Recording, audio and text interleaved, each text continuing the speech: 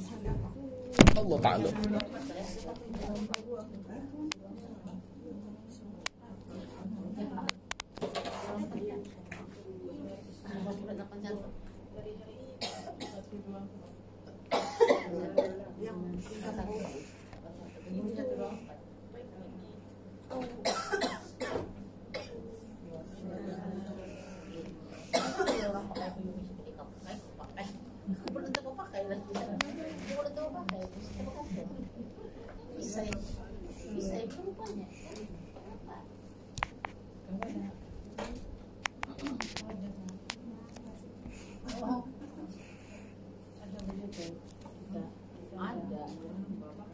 Belum pakai lagi, pakai bergantung.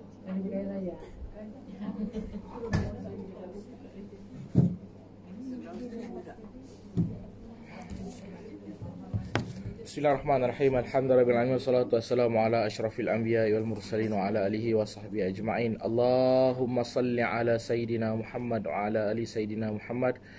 Allahumma ighfir lana dhunubana wa liwalidayna warhamhuma kama rabbayana saghair. Allahumma ya Allah, ampunkanlah dosa-dosa kami. Allahumma ya Allah, ampunkanlah dosa ibu dan ayah kami. Allahumma ya Allah, jernihkan hati kami. Allahumma ya Allah, kuatkan ingatan kami. Allahumma ya Allah, berikanlah kefahaman kepada kami apa yang akan kami pelajari. Rabbana atina fid dunya hasanah fil akhirati hasanah wa qina azabannar. Walhamdulillahirabbil alamin.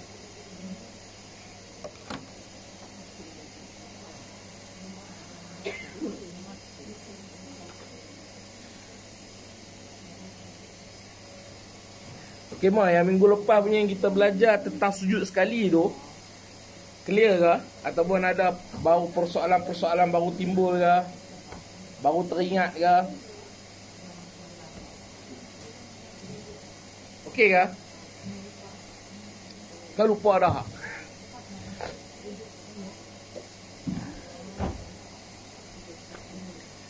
Minggu lepas kita belajar tentang bagaimana keadaannya kalau imam sujud sekali. Sujud dalam solat 2 kali. Okey. Sujud dalam solat mesti 2 kali. Itu rukun. Okey. Tetapi ada ketikanya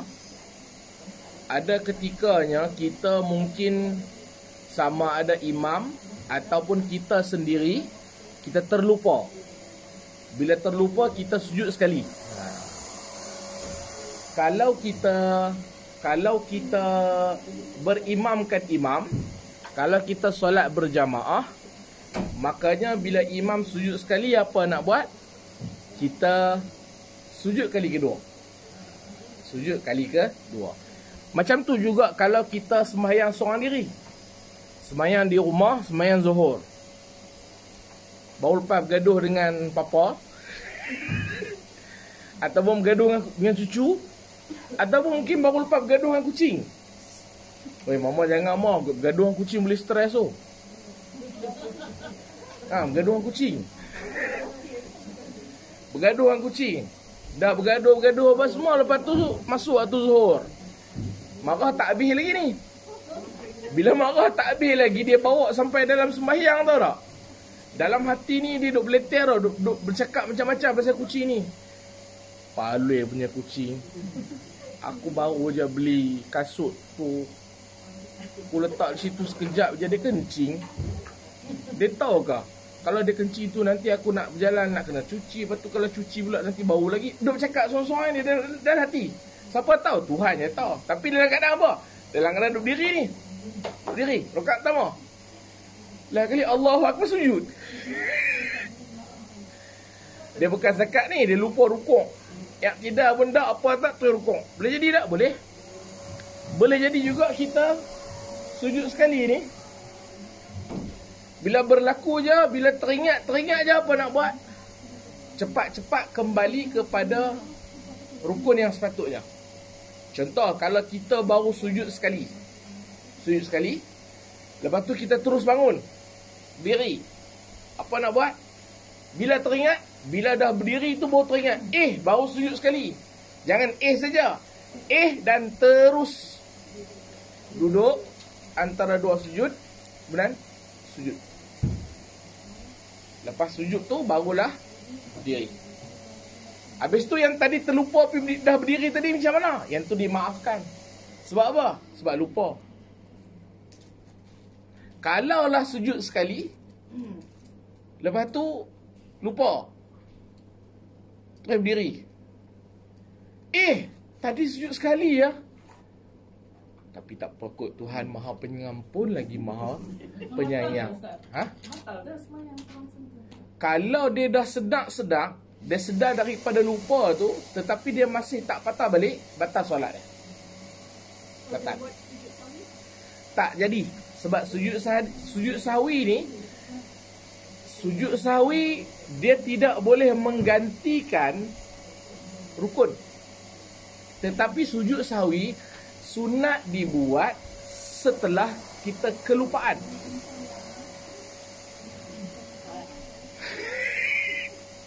Setelah kelupaan. Kalau semata-mata sujud sahwi, solat tetap tak dikira. Tak dikira. Boleh ya? Clear? Ha? Kalau teringat setakat qiyam sahaja ataupun kalau dah baca Al-Fatihah dah baru teringat. Boleh. Contoh, kita dah berdiri kan, sujud sekali, lepas tu baru kita teringat. Masa kita teringat tu, kita yang pertama dalam keadaan qiyam, dalam keadaan berdiri. Yang kedua ketika mana? Ketika baca siratal ladzina an'amta alaihim. Dah baca Fatihah dah pun, teringat. Apa nak buat? Cepat-cepat turun. Janganlah siratal ladzina an'amta, jangan teruskan. Tak boleh. Dia mesti cepat-cepat segera. Benda lupa mestilah diperbetulkan sesegera mungkin. As soon as possible. Dia kalau dia mula bahasa Inggeris ni payah. Okay?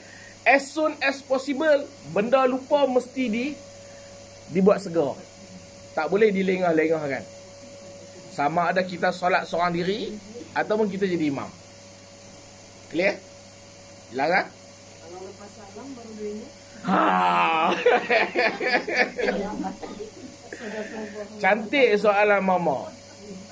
Bagaimana kalau selepas salam baru teringat? Okey.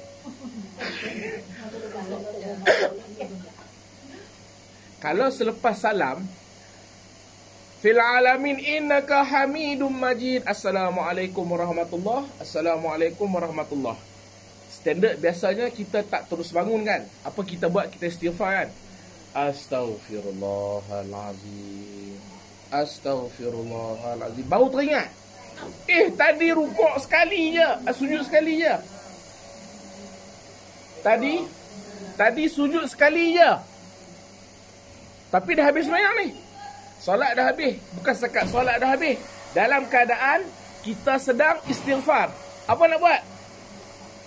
Terus bangun, tambah satu rakaat lagi.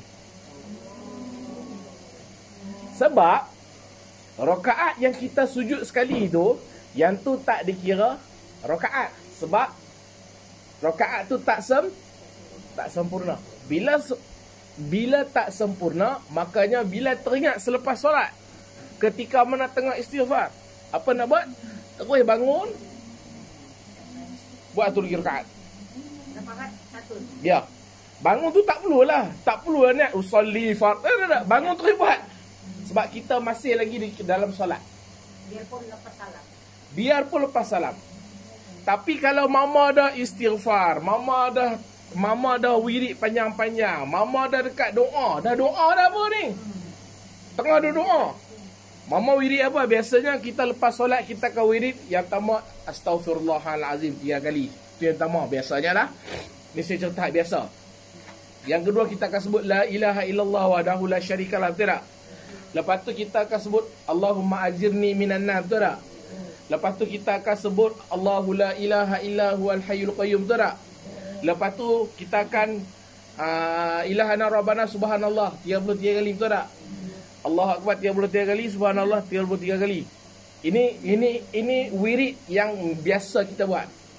Mama teringat bila? Mama teringat selepas wirid ni baru kita baca doa, betul tak? Masa doa baru mama teringat apa nak buat. Masa tu mama kena solat lain. Sebab apa? Sebab panjangnya waktu.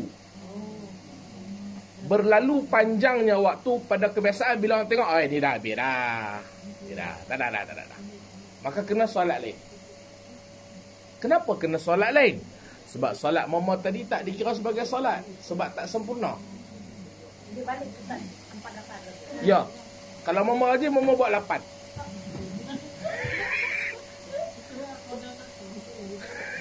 Maksudnya tadi 4, mau buat baru 4, 8. Kan? Faham? Ataupun mama teringat bila? Teringat dah buka telekong dah pun. Okey? Mama tak wirid tau. Mama macam saya, pemalas. Mama tak wirid. Bila mama tak wirid, apa mama buat? Mama buka telekong. Bila mama dah buka telekong, dalam pakai apa? Dalam berkemban. Bila buka telekong, berkemban. Lepas tu jalan nak keluar mana? Nak pergi tandas. Wirid tak ni? Mama tak wirid. Mama cuma lepas sembahyang, mama istighfar, lepas tu mama baca doa. Doa mama lama mana sangat. Paling-paling lama pun 30 saat. Macam saya. Kan? Lepas tu mama buka telekong, mama berkemban. Ustaz, pasal apa duk tekan sangat pasal berkemban? Ada cerita, ada pasal. Lepas tu nak keluar daripada bilik. Masa pegang tombol pintu tu baru teringat, tadi 1 rakaat. Macam mana nak buat? Masa tu tak boleh lah. Sebab apa? Yang pertama dah berlalu masa. Yang kedua, keadaan mama tu keadaan yang dah terpisah betul-betul dah. Sebab tu lah, lepas solat, kenapa kita digalakkan, disunatkan wirid? Sebab masa tempoh kita duduk dalam keadaan wirid tu, kita masih lagi boleh masuk balik dalam solat. Tapi kalau kita dah buka dah, habis dah, tak ada. Apa kaitan yang apa nama pakai apa berkemban tadi? Nak cerita kata mama dah buka dah pakai mama tu. Dah terpisah dah. Okey? Boleh? Clear? Ya, kalau dia masih dalam itulah berdiri. Tak perlu. Dia terus contoh saya tunjuk real contoh yang masa dekat istighfar yang ni. Okey. Okey. Fil alamin, saya duduk dalam keadaan apa? Saya akhir tu tak? Fil alamin, tapi sebelum tu tadi ada tak saya lupa? Ada teringat kan? Ni cerita teringat bila? Teringat masa kita istighfar tadi. Fil alamin innaka hamidum majid. Assalamualaikum warahmatullahi wabarakatuh. Assalamualaikum warahmatullahi wabarakatuh. Astagfirullah. Allahu Akbar. Okey? Janganlah mama tengok ni. Astagfirullahaladzim. Astagfirullahaladzim.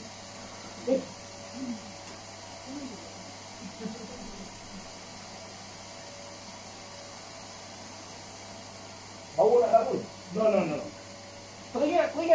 Terus. Teringat. Terus. Boleh? Clear? Jelas? Ya?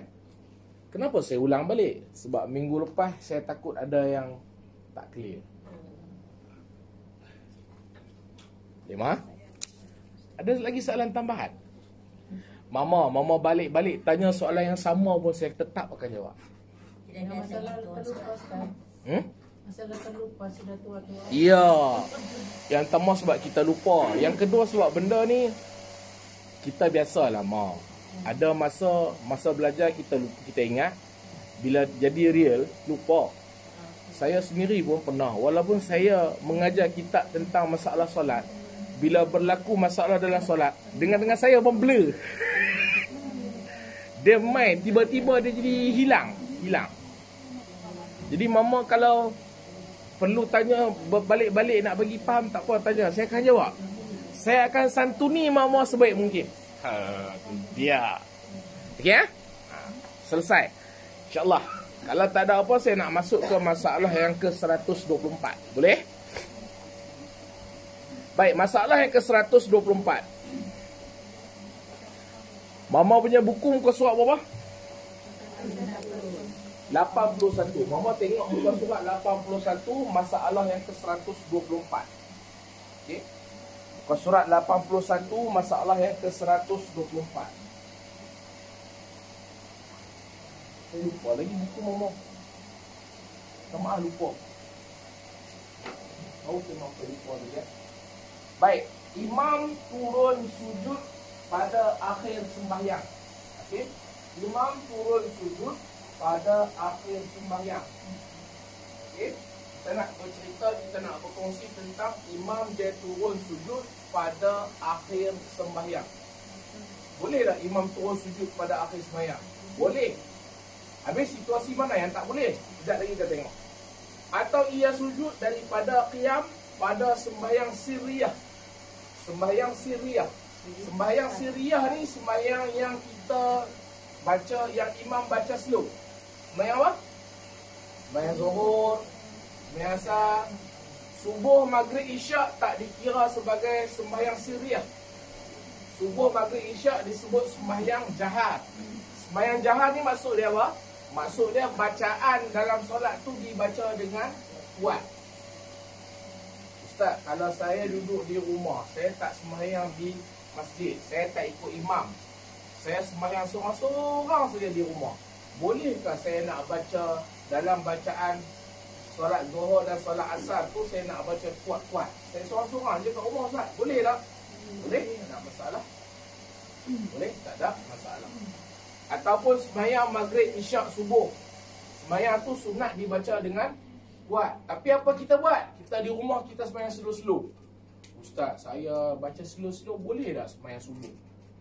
Boleh tak saya baca slow-slow sembahyang maghrib, sembahyang isyak? Boleh tak? Boleh? Yang tak boleh ni apa? Tak sembahyang.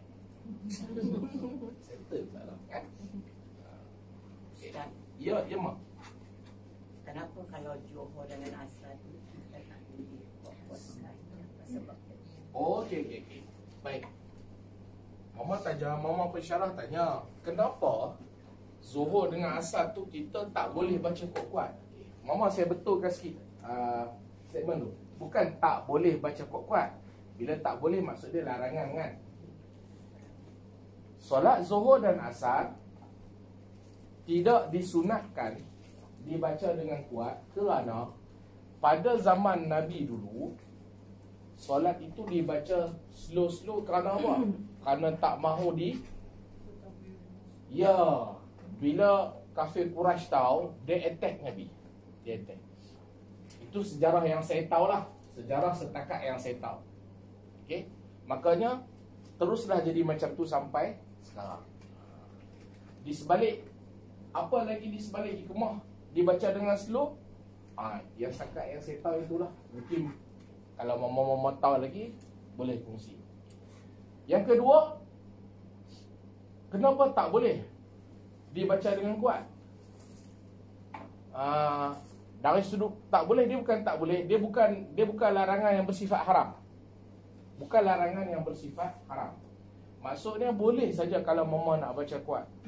Boleh saja mama nak baca kuat, cuma dia menyalahi sunnah. Okey? Menyalahi sunnah. Bila menyalahi sunnah, maksudnya apa? Dia macam ni lah. Macam kita bagi salam. Okey? Bagi salam, ada tak? Macam mana? Okey. Nabi suka menggunakan tangan kanan. Okey? Nabi suka menggunakan tangan kanan. Allah Ta'ala pun suka menyebut banyak kanan dulu daripada kiri. Tiba-tiba kita ni kidal. Macam saya, kidal. Jadi saya menulis tangan kiri. Adakah saya tak ikut Nabi?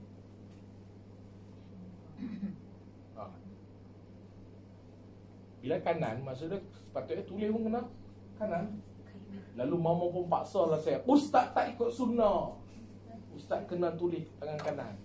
Sampai matilah saya kalau macam tu.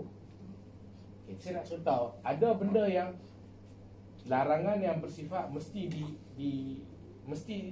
tak boleh dibuat, ada larangan yang bersifat dia ada yang lebih baik.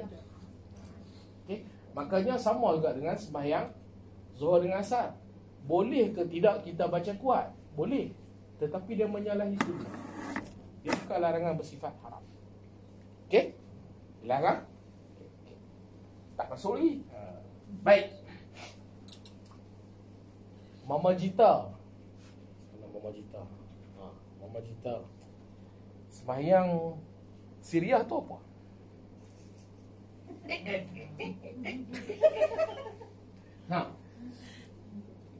Yang dikatakan sembahyang Siriah ni apa? Kalau Mama boleh jawab, saya bagi hadiah.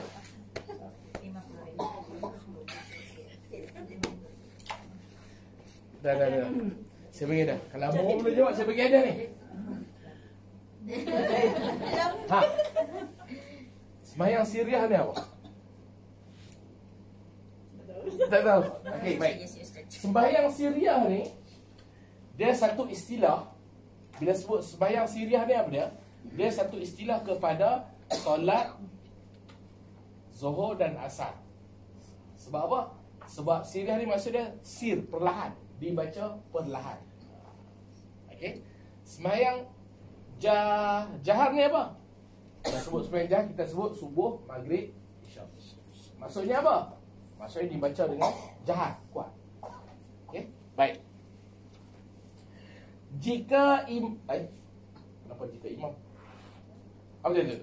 Jika imam turun sujud sahwi. Okey, dengar ya doa. Jika imam turun sujud sahwi. Imam sahajakah boleh sujud sahwi? Tidak. Makmum pun boleh sujud sahwi. Sembahyang seorang pun boleh sujud sahwi.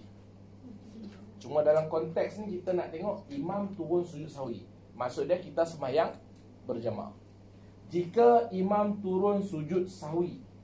Bila imam turun sujud sahwi? Pada akhir sembahyang. Okey. Yang pertama, jika imam turun sujud sahwi. Bila? Pada akhir sembahyang. Tapi dia ada syarat. Dia ada berlaku satu peristiwa. Sebelum tasyahud. Tasyahud ni tahiyat lah. Okey. Tasyahud ni tahiyat. Tahiyat apa? Tahiyat akhir. Okey. Maka janganlah makmum mengikutinya. Jangan kita ikut. Sekali lagi, jika imam turun sujud sahwi. Turun sujud sahwi tu betul dah. Tapi imam turun bila? Dia turun sujud sahwi sebelum membaca tahiyat akhir.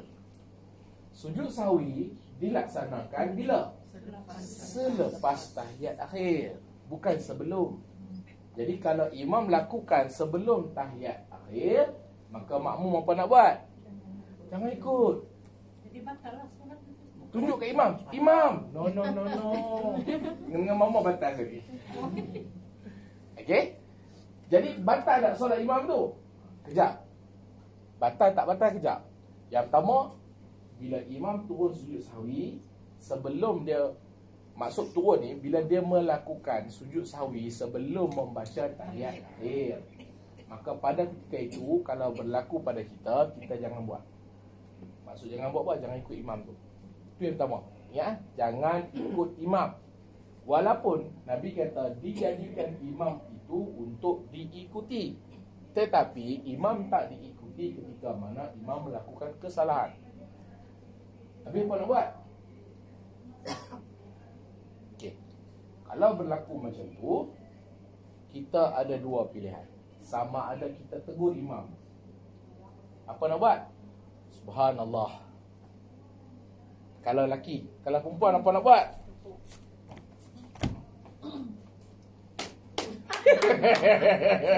Kalau kita dah duduk tahiyat akhir nak tegur imam, macam mana? Setahu kita, cara nak tegur imam ni, tangan kita tepuk macam ni kan. Tapi kalau ada macam ni, nak tepuk macam mana? Takkan kita pun nak macam ni? Kalau lebih 3 tepukan tu sah? Ha? Kalau lebih 3 tepukan boleh dah mau tu kalau tak dah mau.